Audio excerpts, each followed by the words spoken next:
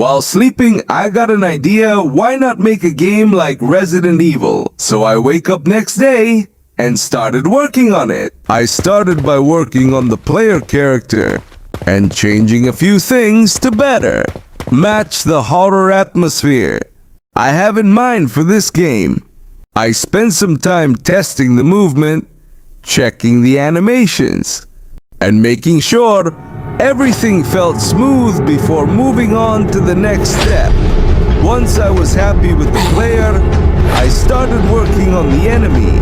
I imported a zombie mesh and expected things to go smoothly. They did not.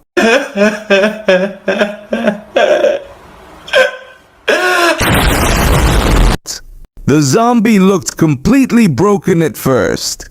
I just sat there staring at the screen for a few seconds trying to understand what exactly I had created. This thing wasn't scary, it was confusing. After changing some settings and trying a few fixes, I finally got the mesh working the way I wanted. And honestly, moments like this are one of the best parts of game development. You spend a long time trying to fix something, and when it finally works, it feels incredibly satisfying. After that, I moved on to the user interface. I started creating the main menu and experimenting with different layouts to find something that matched the horror theme.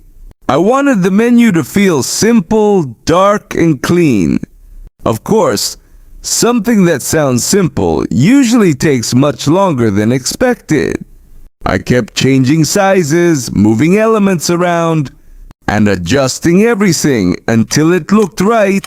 Sometimes I would think I was done. Then I would look at it again and decide to change everything. That's just part of the process. Once I was happy with the design, I started connecting everything together.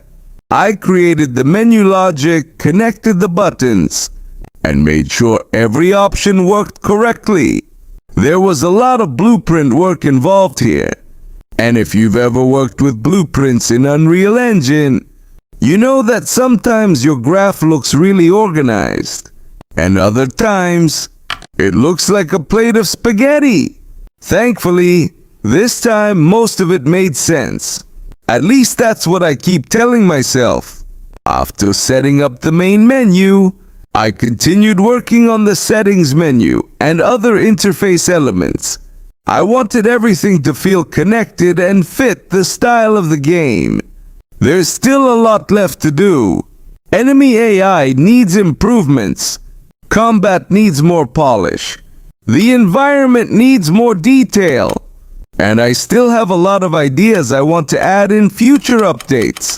But seeing the project slowly come together is honestly one of the most rewarding parts of making a game.